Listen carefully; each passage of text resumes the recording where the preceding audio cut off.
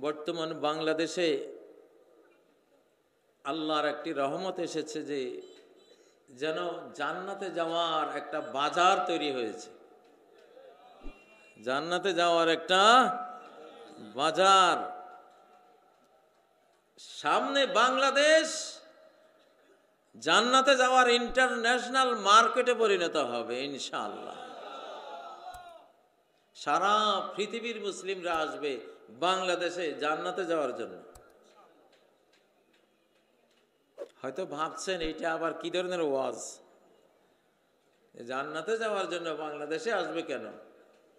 জান্নাতে যাওয়ার জন্য যাবে মক্কা, মদিনা, বাইতুল মুকাদ্দাস, আমরা তো এটা জানি। হ্যাঁ, বাংলাদেশেও আসবে জান্নাতে যাওয়ার জন্য। বাংলাদেশে একটা যুদ্ধক্ষেত্র অলরেডি হয়ে আছে।